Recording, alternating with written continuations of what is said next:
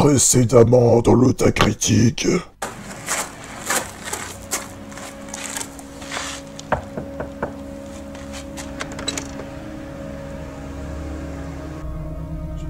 Je vais vous dire en toute honnêteté, je ne sais même pas pourquoi je suis ici. Ah, monsieur, il se passe des choses bizarres là, vous allez devoir enquêter. Vous avez toutes vos affaires, ne vous inquiétez pas.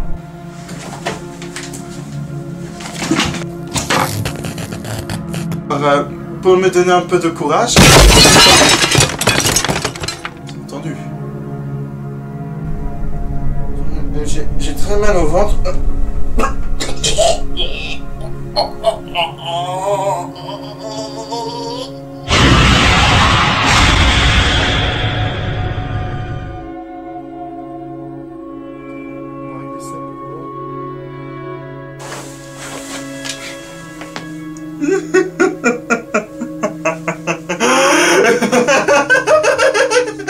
Le général arrive. Il arrive. Et vous pouvez rien y faire. Le général arrive.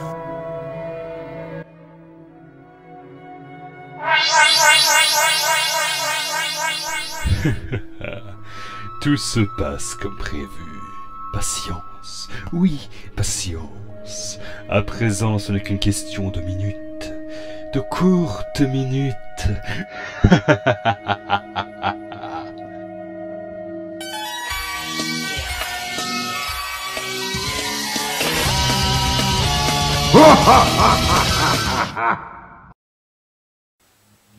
Ok, il fait tout noir, c'est cool. Bon, attendez, je vais essayer de voir ça. Voilà. Ah, salut les otaku, et ceux qui ne le sont pas encore. Et bienvenue dans l'Otacritique. Alors, c'est un spécial Halloween cette semaine, et non pas un spécial fantasy, contrairement à ce que j'avais annoncé, parce que tout simplement, bah c'est Halloween. Et surtout, j'ai prévu 2 sujets rien que pour cette occasion. Alors, le premier sujet, ce sera le Kaiden Ega, que vous allez découvrir dans cette émission, et le second et dernier sujet sera un nouveau top 10 des légendes urbaines japonaises. Donc, sans plus tarder, nous allons aborder ce premier thème, à savoir les Kaiden Ega. Le Kaiden Ega, également connu sous le terme J-Horror, dérive du Jidaigeki, le cinéma retraçant l'époque féodale du Japon, et touchant plus particulièrement à l'époque d'Edo. Mais contrairement au Jidaigeki, il reprend des codes fantastiques et horrifiques liés au Kaiden et à leur thématique. Le Kaiden Ega existe depuis le XXe siècle alors que le cinéma commence à se développer au Japon, mais se popularisera dans les années 50 grâce à la sortie en 1949 de la seconde partie de Yotsuya Kaiden, de Keisuke Kinoshita. A la base, Yotsuya Kaiden trouve ses origines comme bon nombre de Kaiden Ega dans le théâtre du Kabuki. Le Kabuki est un théâtre de masques traditionnels et de mise en scène haute en couleurs et très animé, tout comme le maquillage de ses acteurs. Alors que le Kabuki se développe au Japon depuis le XVIIe siècle, de nombreux auteurs, lourdement inspirés par les Kaiden de l'ère Edo, évoqués dans l'épisode 4 de l'Otacritique, rédigent alors de nombreux Kaiden, afin d'enrichir le genre. Le Kabuki reprendra certaines de ces histoires afin de les adapter sous forme théâtrale. Il y a beaucoup à dire sur le Kabuki, mais je vous annonce déjà qu'un épisode de 3 minutes Otak vous expliquera les grands points de ce dernier, afin d'éviter le hors-sujet. Néanmoins, pour revenir au Kabuki, ces adaptations théâtrales des Kaiden incluront l'adaptation de Yotsuya Kaiden, une histoire rédigée en 1825 par l'auteur Tsuruya Nanboku, qui se popularisera grâce au Kabuki. Le genre du livre Yotsuya Kaiden se nomme le Kaidenshu. Le Kaidenshu est le genre littéraire japonais qui désigne les histoires de Kaiden, et se développera principalement durant l'ère Edo.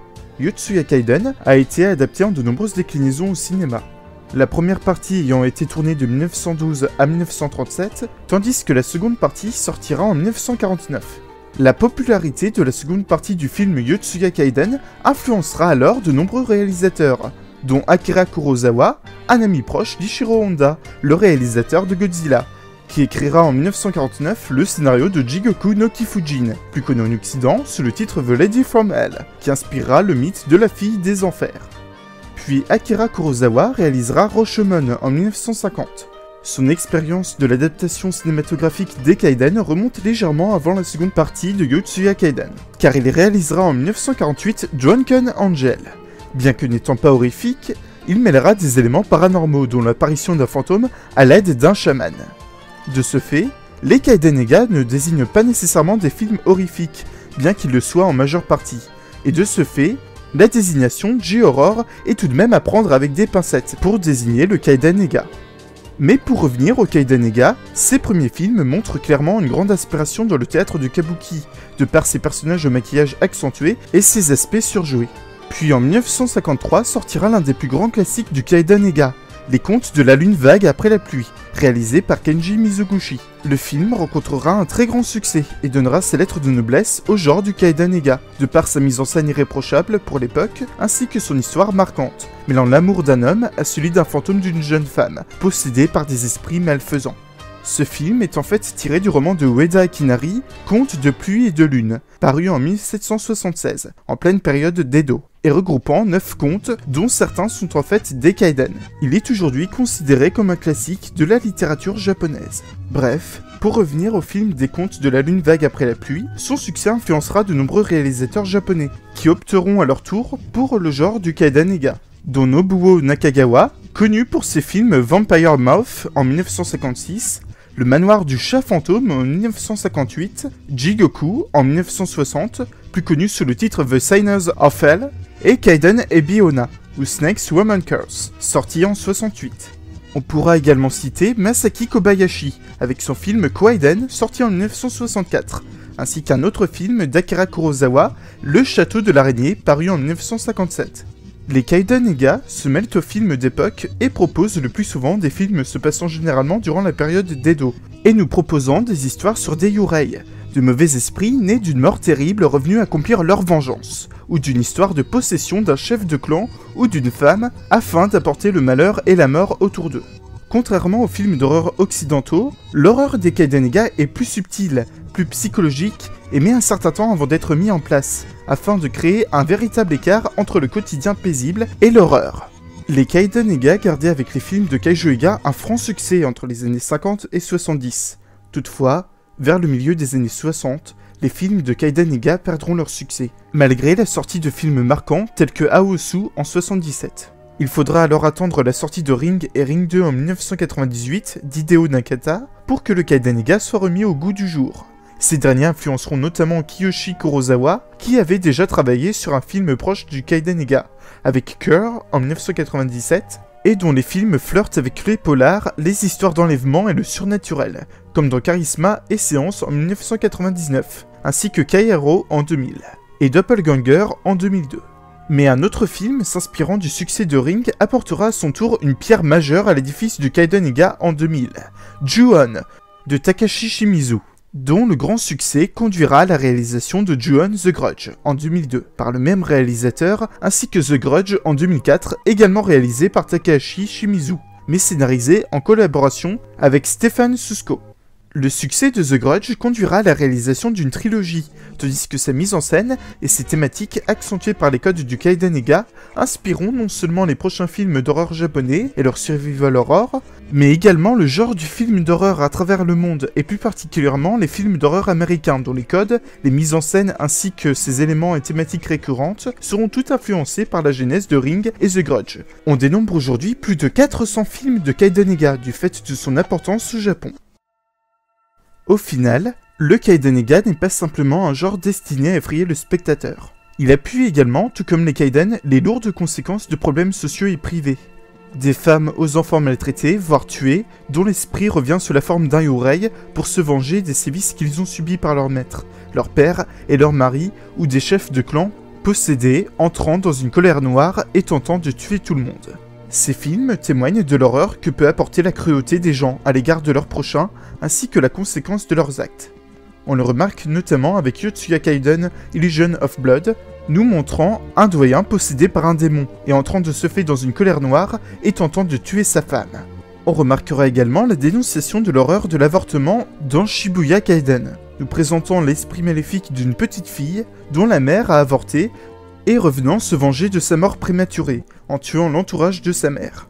On remarquera également cet aspect horrifique de l'avortement dans les premiers épisodes de l'anime Mononoke, mais on peut également noter le fantôme de Sadako dans Ju-On, nous présentant l'esprit d'une mère et de son enfant revenant se venger de leur mort atroce en tuant toutes les personnes qu'ils croiseront.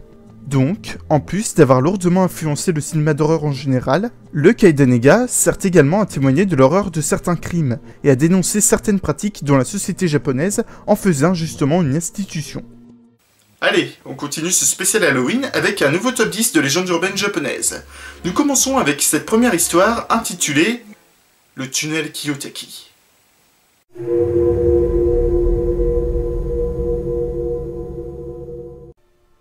Le tunnel Kiyotaki aurait été construit en 1927. Durant sa construction, de nombreux ouvriers travaillant dans des conditions épouvantables auraient trouvé la mort.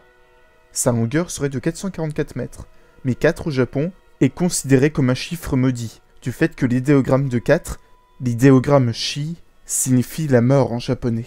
On dit que la taille du tunnel varierait selon le moment de la mesure. La légende raconte qu'il serait hanté par les fantômes des ouvriers qui seraient morts lors de sa construction.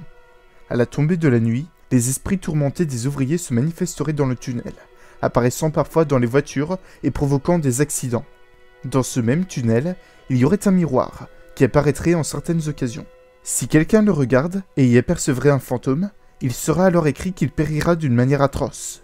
On raconte également que tous ceux qui trouveront la mort dans ce tunnel rejoindront les esprits qui le hantent. Maître, je l'ai trouvé, maître. Cesse de brailler comme une pucelle. Alors, as-tu trouvé ce que je t'ai demandé? Oui, bien sûr. Attendez. Bien.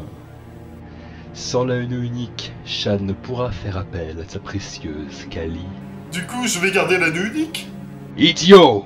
Si tu la gardes, elle te possédera, et cela contrarierait mes plans. Du coup, je vais le cacher quelque part ici. Oui, il vaudrait mieux. J'ai beau avoir pu contrôler Fonk malgré son emprise, nous ne sommes jamais à l'abri de certains imprévus. Très bien, maître. Dans ce cas, je vais vous accompagner. Non! Toi, tu restes ici. Il nous faudra quelqu'un pour assurer les missions quand je me serai occupé de Chad. Le prochain Kaiden est dérangeant. Certainement parce qu'il est inspiré de faits réels. Voici l'histoire de la publicité maudite.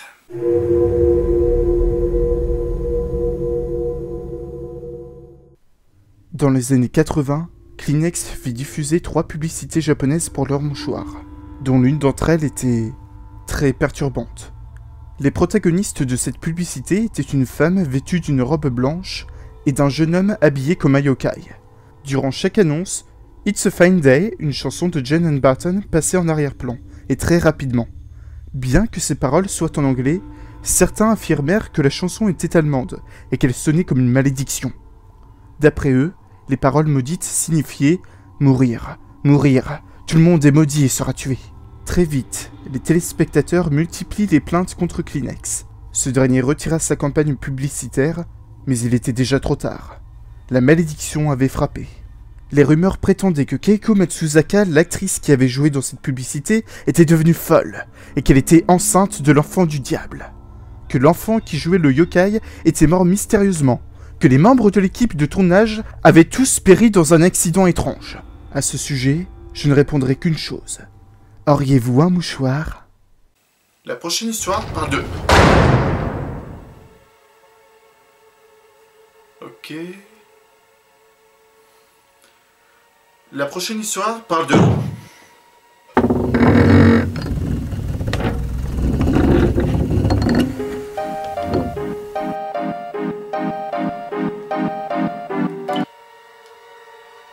Allô ?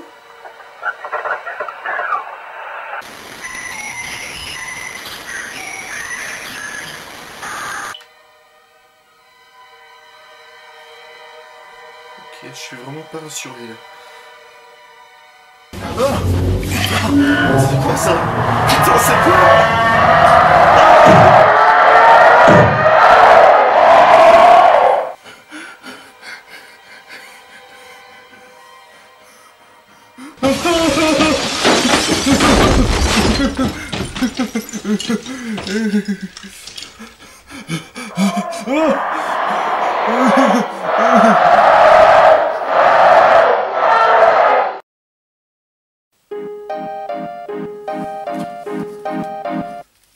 Oui, allô? Bonjour, Chad. Comment vas-tu? Qui est à l'appareil? Oh, on m'a donné bien des noms par le passé. L'architecte de l'ombre, Lucifer le malin, l'observateur. Écoutez, j'ai vraiment pas le temps pour ça. Tu as quelques soucis, me semble-t-il. Non, écoutez, là je peux vraiment plus. Je raccroche. Oh, vraiment? Ce serait dommage de raccrocher au nez de celui qui peut t'apporter une échappatoire. Et par quel moyen exactement? Prends un taxi et rends-toi dans la forêt du bois meurtri. Une fois à son entrée, traverse-la à pied. Continue de suivre le sentier et tu arriveras à la demeure du général. Une fois là-bas, monte au grenier et reste-y la nuit. La solution à tous ces phénomènes te sera alors transmise.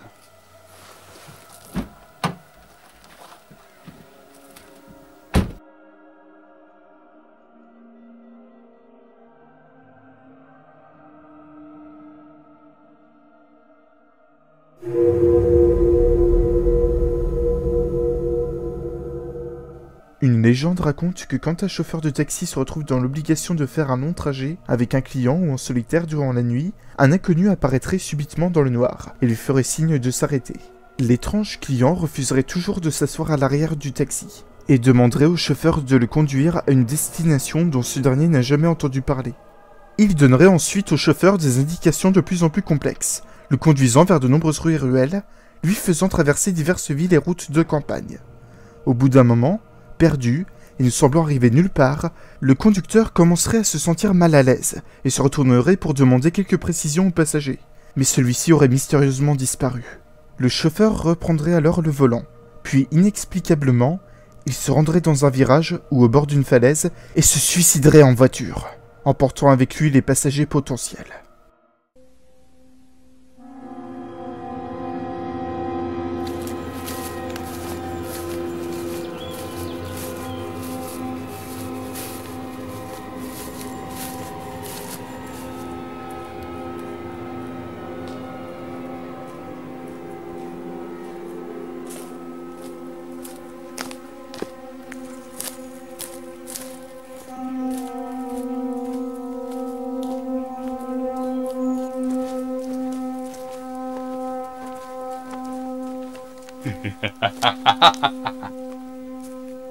Avance, Chad, avance.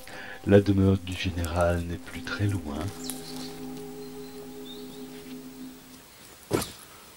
Un autre mythe, se passant dans un village caché en pleine forêt, a notamment inspiré le mythe de Silent Hill et de Forbidden Siren. Voici l'histoire du village Inunaki.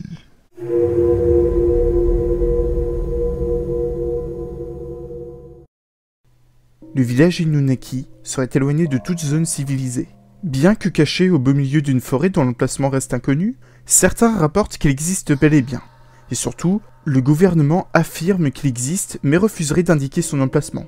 De ce fait, de nombreuses personnes sont parties à sa recherche. Rares sont ceux qui ont pu revenir pour témoigner de son existence. Certains ont élaboré des plans pour s'y rendre, mais les sites les rapportant auraient été mystérieusement supprimés par la suite. Parmi les indications, certains auraient indiqué qu'il existerait un tunnel condamné qui mènerait au village par une crevasse percée dans ce dernier. À l'entrée de ce village serait écrit « La Constitution et les lois du Japon ne s'appliquent pas ici ». Ce mystérieux village serait composé de bâtiments dégradés, et personne ne sait quelle menace se trouve dans ce village sans loi. D'autres affirment que ce village se situerait derrière une grille de sécurité, mais rares sont ceux qui osent s'y aventurer au-delà.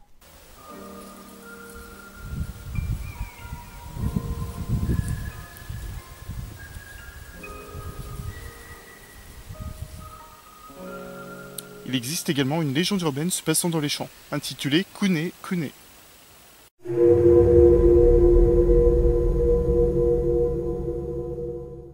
Kune Kune serait une mystérieuse apparition errant dans les champs à midi, durant les chaudes journées d'été.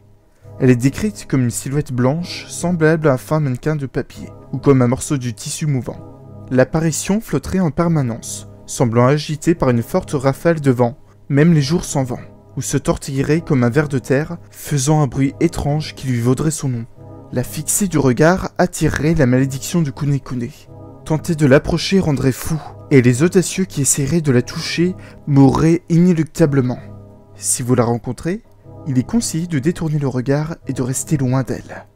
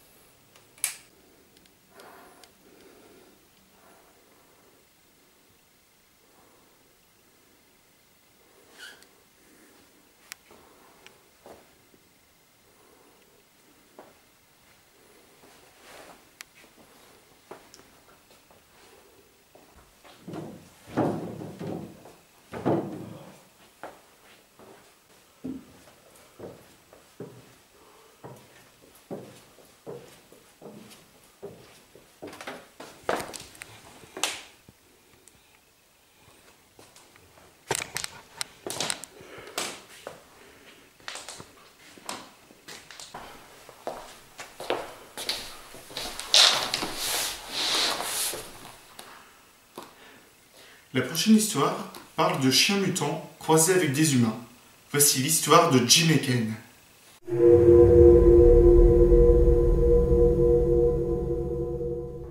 Les Jimeken seraient des chiens au visage humain qui apparaîtraient à la nuit tombée, vers les bas quartiers des villes japonaises, et qui courraient le long des routes à très grande vitesse.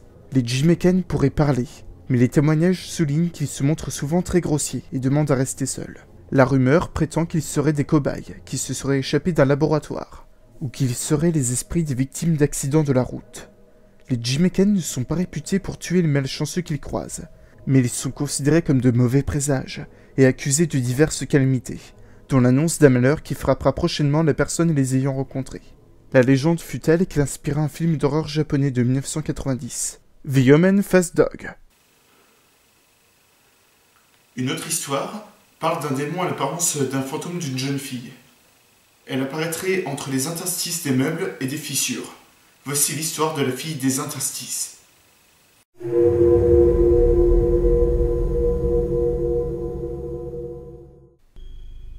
D'après une croyance, un démon à l'apparence d'une jeune fille sortirait des interstices des meubles, des ouvertures des tiroirs et des fissures. Certains affirment que de longs cheveux sombres sortiraient de ces interstices. La première fois que la fille vous apparaît, elle vous demandera si vous voulez jouer à cache-cache avec elle. Quelle que soit votre réponse, elle partira en riant et vous serez alors quelques jours sans la croiser. À partir du jour où vous avez rencontré cette étrange apparition, il est conseillé de prendre deux choix. Le premier est de quitter cette maison rapidement et de partir vivre ailleurs si par malheur cette maison est la vôtre. Si vous n'avez pas les moyens de vivre ailleurs, le second choix peu recommandé est de coller avec des rubans adhésifs chaque interstice et chaque fissure de manière méticuleuse. Seulement, cette méthode ne fonctionnerait pas correctement, car l'entité pourrait percer le ruban adhésif et revenir vous voir malgré tout. Quand elle revient vous voir une seconde fois, vous entendrez son rire, puis de longs cheveux sombres sortiront de chaque recoin de la maison, avant que la fille des interstices ne vienne vous emporter en enfer. J'ai froid. Qu'est-ce qui m'arrive? Rien t'effraie, Chad.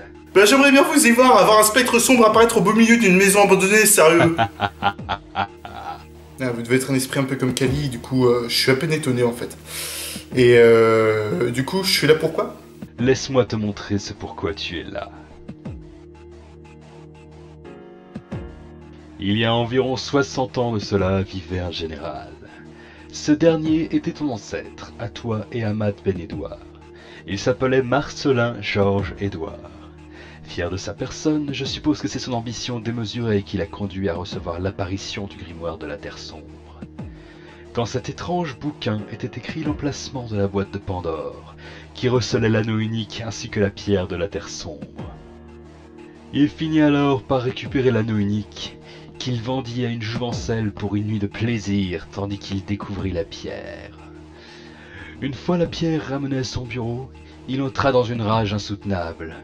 Il était possédé par l'esprit de la pierre, puis un jour, il commit l'impensable.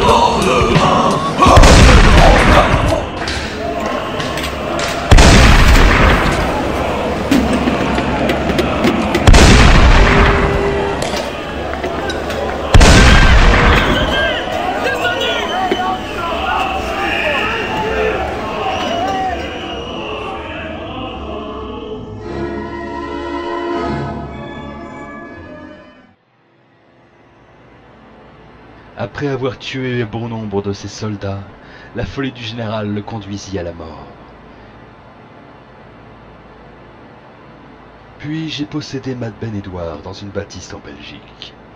Une fois sous mon emprise, je voulais qu'il retrouve la pierre de la Terre sombre, gardée prisonnière d'un plan astral dans la demeure du général, que seul un membre de sa famille pouvait trouver. Mais ce fut un échec. Mad Ben Edward n'était pas assez fort pour me porter la pierre jusqu'ici. Mais toi, Chad, tu posséderas ce pouvoir.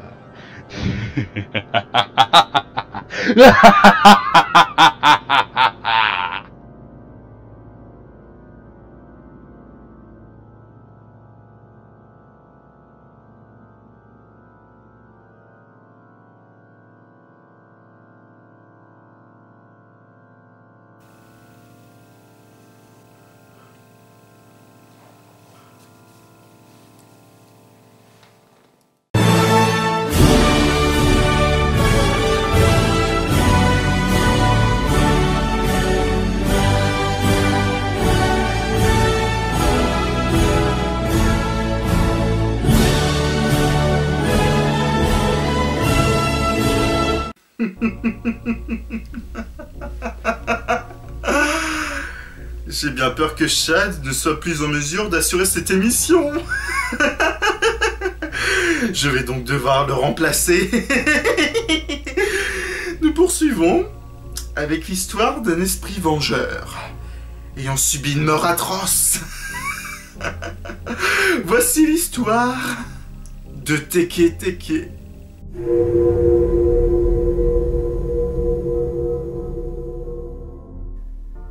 Teke Teke serait le fantôme d'une jeune femme qui serait tombée sur une voie ferrée et aurait été coupée en deux par un train venant en sens inverse. Elle serait devenue un Yurei, un esprit vengeur, et armée d'une faux, elle se déplacerait sur ses mains ou sur ses coudes, laissant traîner son torse sur le sol, ce qui produirait un bruit singulier, d'où son nom Teke Teke.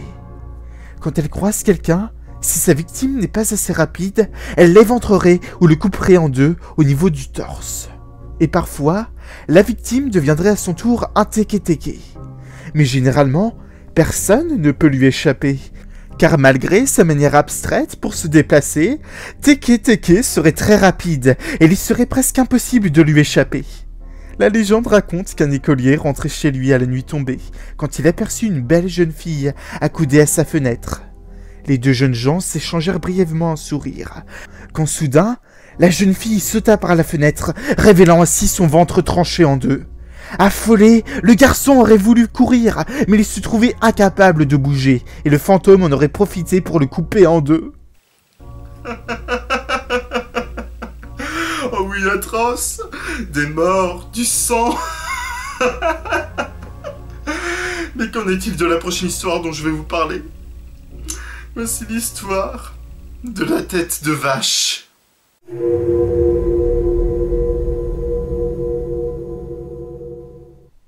Tout commence à bord d'un bus, dans ce qui devait être un simple voyage scolaire au Japon. Un professeur avait décidé de raconter des histoires effrayantes à ses élèves pour les distraire le temps du voyage. Mais à peine venait-il de commencer l'histoire de Gozu que les étudiants se mirent à hurler et le supplier de s'arrêter tant elle était horrible. Malheureusement, le professeur semblait être dans une sorte de transe et rien ne paraissait pouvoir le faire taire. Lorsqu'il reprit ses esprits, plus personne ne bougeait dans le bus. Le chauffeur et les élèves étaient évanouis. De la mousse et du vomi sortaient de leur bouche, et quelques-uns étaient même morts. Aucun des survivants ne put jamais se souvenir de l'histoire qui lui avait été racontée. Seul le nom Gozu ou l'histoire de la tête de vache resta en mémoire des témoins. C'était se demander ce qui est le pire, entre la mort ou la vie dans l'agonie. La prochaine histoire parle d'un jeu avec une entité maléfique. Oui, maléfique. Voici l'histoire d'Hitori Kaku Rainbow. Attention, le programme qui va suivre comporte des éléments dont la pratique est déconseillée. Non pas pour son aspect ésotérique, mais pour ses démarches incluant des objets tranchants et d'autres éléments que nous vous déconseillons de reproduire.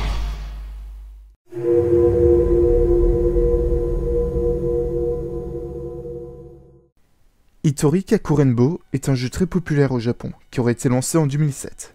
Concrètement, le jeu consiste à faire une partie de cache-cache seul et à inviter un esprit à se joindre à la partie. Bien que ludique, certains voient l'Hitori Kaku Rainbow comme un sombre rituel destiné à invoquer un esprit malveillant, voire un démon, ou même un double du protagoniste du rituel. Personne ne le sait vraiment. Le rituel d'Hitori Kaku Rainbow s'est développé sur des sites occultes où plusieurs internautes auraient pratiqué ce rituel, et auraient fait part de leurs résultats le plus souvent très concluants, voire trop concluants. Pour mener à bien le rituel, il est nécessaire de se procurer certains ingrédients, et d'agir selon un certain déroulement. Voici la démarche à suivre pour mener à bien le rituel. Procurez-vous un jouet auquel vous n'êtes pas attaché, avec 2 bras, 2 jambes, un buste et une tête, comme une poupée, une peluche ou une figurine. Procurez-vous également du riz, puis une petite partie de vous, comme une rognure d'ongles, une mèche de cheveux ou du sang, ainsi qu'une aiguille et un long fil rouge. Munissez-vous également d'un instrument tranchant, comme un couteau. Toutefois, étant donné que l'entité risque de vous attaquer, certains conseillent d'utiliser un objet moins dangereux, comme un crayon par exemple. Il est également demandé d'avoir un évier ou une baignoire assez grande pour contenir le jouet, ainsi qu'un verre d'alcool ou d'eau salée, ainsi qu'un endroit où vous cacher. Pour procéder au rituel, il vous faut être seul dans la maison. Cela semble, d'après tous les témoignages, une condition importante pour la réussite du rituel, car l'entité pourrait attaquer aveuglément n'importe quelle personne présente dans la maison.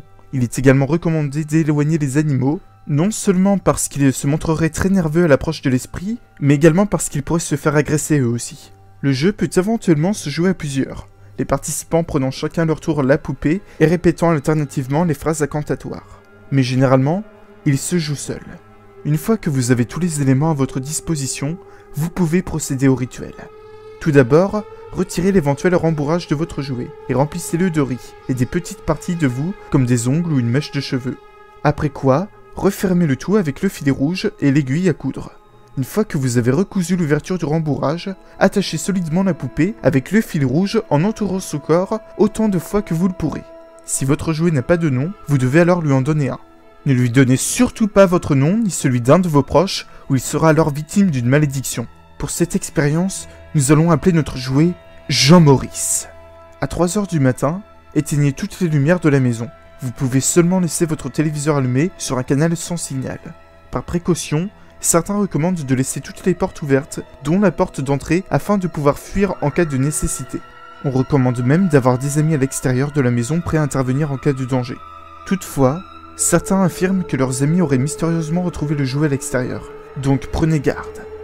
Dirigez-vous ensuite vers la salle de bain, où l'endroit où vous allez faire tremper Jean-Maurice.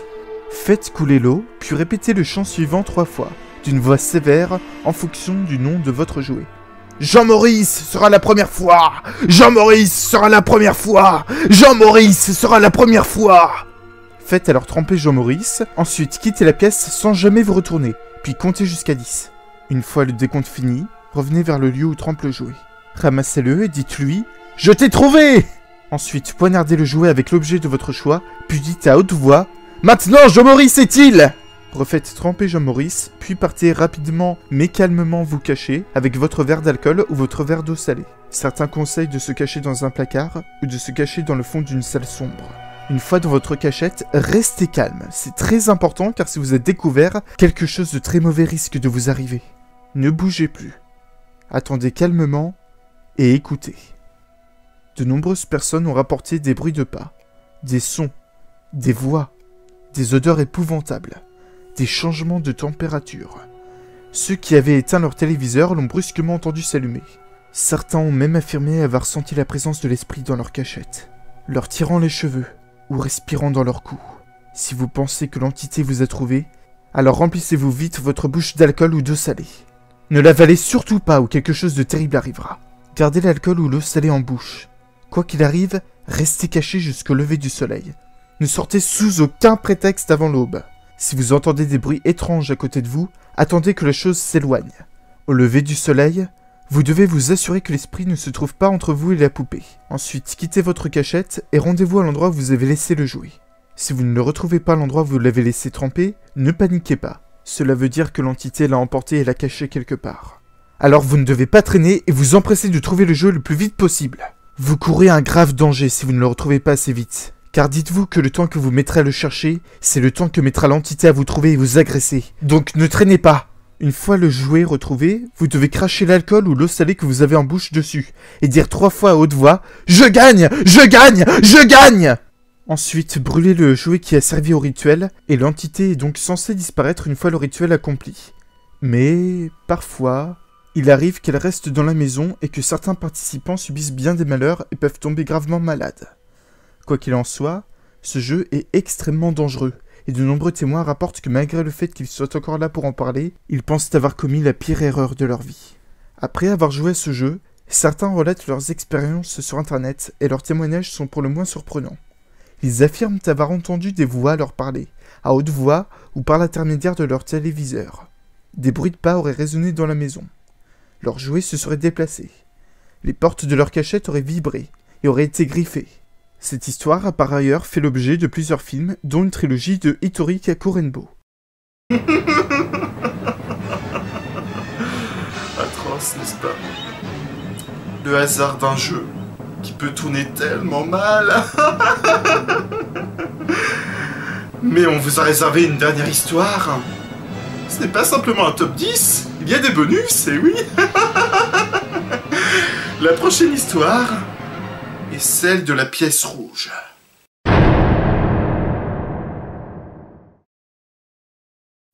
Le mythe de la pièce rouge existe depuis 2001. La légende raconte qu'un pop-up apparaîtrait sur les écrans d'ordinateur. Ce dernier nous montrerait une simple porte rouge ou dans une autre version, une pièce rouge écarlate. Lorsque le pop-up apparaît une première fois, une voix de femme dirait « Aimez-vous la... » Après quoi, le pop-up réapparaîtrait sur votre ordinateur et pourrait même s'afficher sous plusieurs exemplaires. Et une voix de femme prononcera alors la phrase complète « Aimez-vous la pièce rouge ?» Après avoir visionné ce pop-up, toutes les personnes l'ayant vu auraient été retrouvées mortes, les murs de leur maison entièrement repeints avec leur propre sang.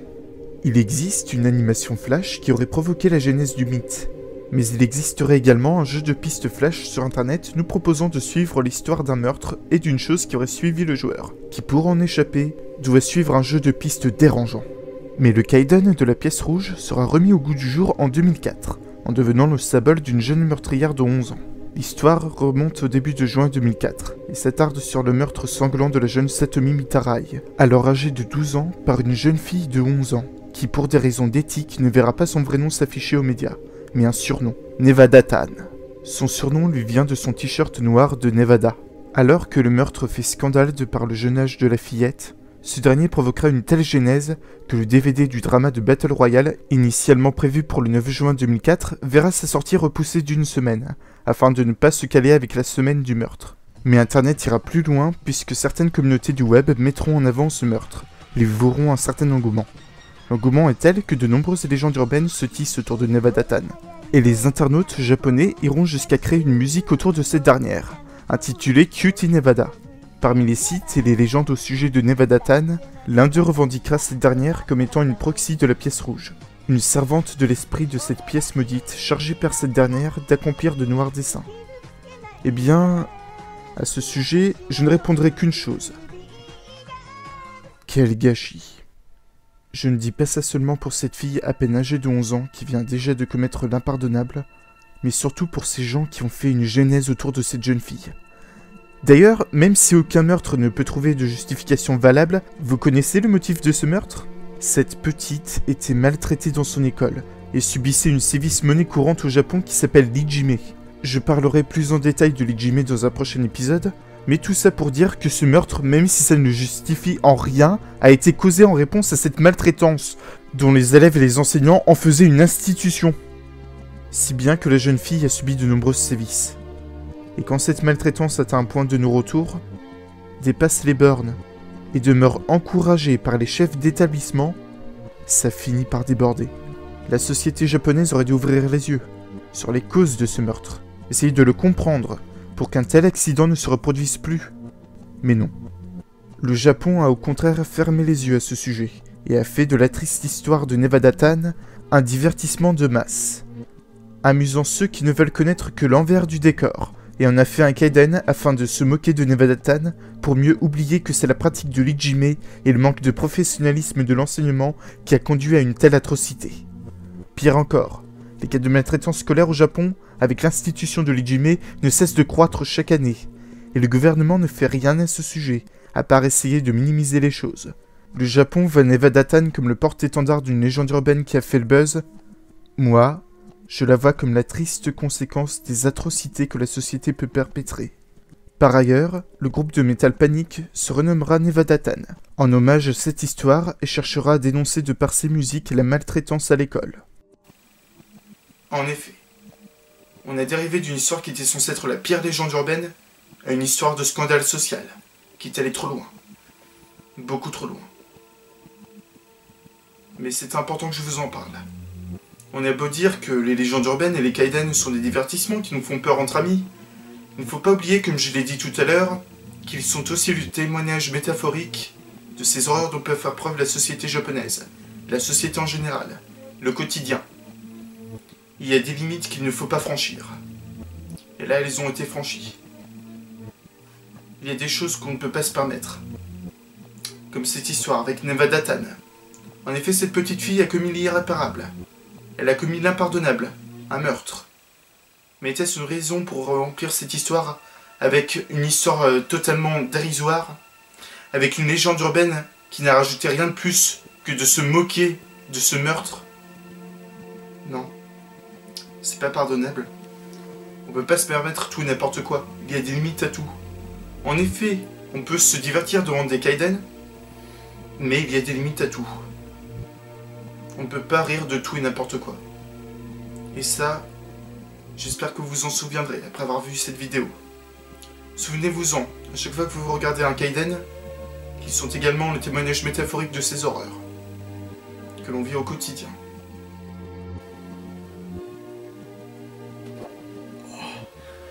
La vache. Oh, tu es enfin réveillé? Général, où est le général? Mais l'esprit du général n'est plus. Ce n'était qu'un prétexte. En réalité, celui qui tirait les ficelles depuis le début, c'était moi.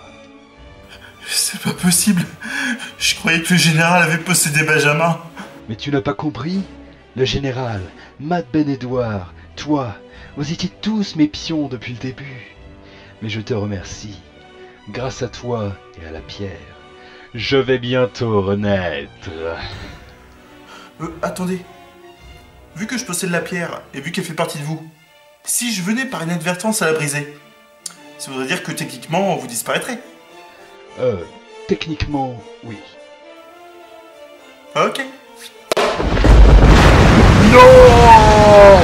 Cette conclusion est bien trop simpliste!